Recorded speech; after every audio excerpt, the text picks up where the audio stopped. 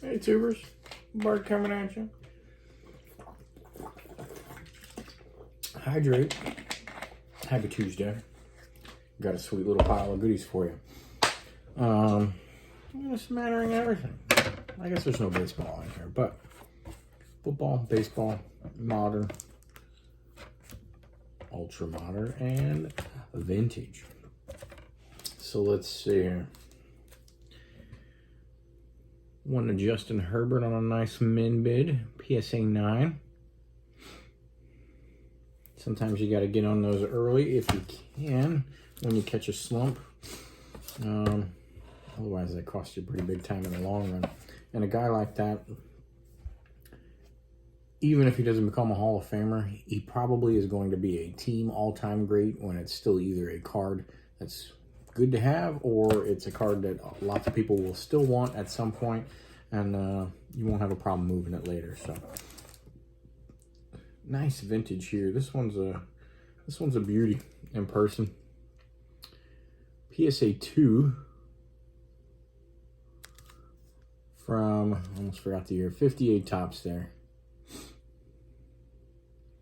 The Duke and Say Hey right there. Pretty sweet. Got a good price on this, and then right afterwards I got an offer for the same price on a PSA 3, but I had no regrets because I thought this PSA 2 still looked better than that one. So nice card. I had sold off a fair number of Willie Mays and stuff like that. And I was just, I didn't have enough in the PC left anymore, and I wasn't a fan of that. So speaking of which, I also got this one from 63 with Stan the Man and Willie Mays in a PSA 5. Nice fresh label, nice centering, nice bold yellow there. Can't beat that.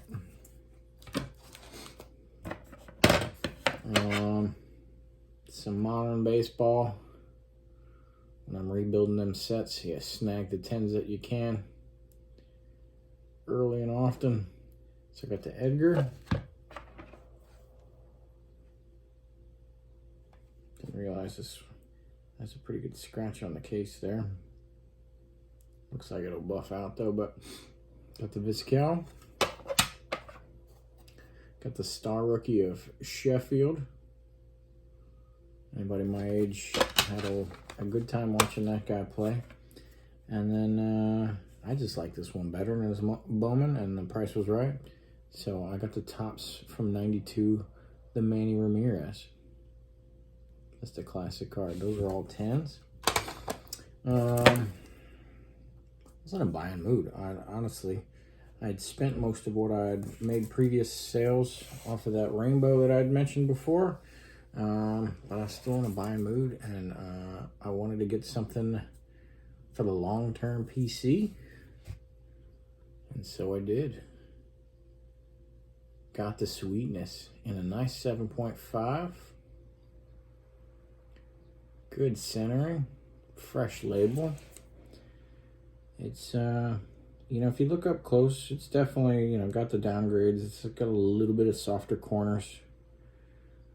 It's got a little, I don't know what you call it, a little wet spot, wax spot, something. I don't know if it's significant enough for it to, they don't always dock you for those things. I don't know if you'll even be able to see it. It's right over there. Yeah, that's visible on the camera, but sometimes they don't dock you for that. But presents well, good registration, great, just great picture and color, and centered like a champ. So I'm pretty happy about that. And that's a long-termer. And it'll go right there. Well, actually, this will move around because these two cards will find their way to the top. Got 248 Leafs. First got the Bullet Bill Dudley. I was looking him up. Led the league in rushing in 1942 and 46. Was the NFL MVP in 46. And led the league in, like I said, rushing that year. Interceptions with 10, overall points scored, and punt returns. Sounds like an MVP season to me. So, pretty sweet there. And then Got the Bob Waterfield. Led the Rams to NFL championships, both the Cleveland and Los Angeles Rams to NFL championships in 46 and 51. And the stats on the back is pretty funny. So this is a 48 card that says last year completed 96 passes in 221 attempts. That don't sound so good, but those were good numbers for the days. So pretty cool there. And great bold color on those. And a nice solid collector 4. So pretty happy with those two. They're going to look good on them. And I know I showed you some modern, some ultra modern stuff and everything like that, but my focus is really lately has been the old stuff. I'm just searching 33, 35 Chickles, 48 Leafs on the regular, but you don't always find the good deals, and I'm not forcing my hand, so that's why you're not seeing a ton of them. But I swear it's not for a lack of trying, because that's what I'm hunting down on a regular basis. But that's what I got for you. I don't think I have anything too good coming in. I feel like I might have got something, but I can't remember right now. But lots of smalls, as it were. I did get into the queue today for PSA submissions at the $50 price point, which is you got to do the competition pool. It's my first time actually seeing it on my phone, clicking on it, and getting into the queue, as it were. I was about 20 minutes late. Because where I work, I can't have my phone on me or anything, so I keep it in the car. So I only see it on the days that I, sneak out and take an hour long or so lunch break. But popped up there about 20 minutes after the fact. I was like number 3,800 in the queue, and I went to go get a haircut at the barbershop at lunch, and I got it down to maybe like 3,500, and then I put it on my lap under the little barber gown or whatever the hell that is, and I think it, at 2,800 or something, my screen timed out, or I'm not sure. But so you're not supposed to close your browser when you're in that queue.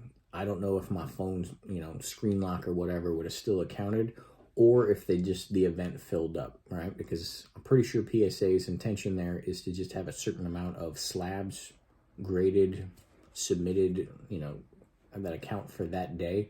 And so, yes, if the first 1,000 people only, say I want 5 cards, then probably they go into 2,000-3,000 people, but probably they don't let 4,000 people submit, or, the 3,800, whatever I was sitting at. So probably just filled, and they got the number of submission quota that they were looking for that day. But I don't know. Either way, that sucker was timed out, event full by the time I was done with my haircut. So c'est la vie. I'll keep trying. I'm helping a guy out with 2 cards, so I got 2 big ones to submit for him, and I got at least, I'm just going to ask for 10. I know I got 5 sitting right, eyeballing me right now in a raw status that I want to submit, and I'll probably figure out the rest to fill out the 10. I know people are doing that as like a group thing or whatever, but I don't like that for a couple reasons. One, if it's a $50 price point, I'm sending nicer cards. I don't need those in more hands, especially people I haven't worked with or something like that. I don't know through the hobby. I'm not just going to find somebody in some group that does that crap. And then it's just a matter of principalities. I'm a member. I want to be able to submit my stuff. Why should I have to use somebody else? So that's where my head's at. It's not a course of action that's working currently, but I'm going to keep trying a little bit. We'll see what happens. But thanks for watching. Happy Tuesday. Finish the week strong. Later.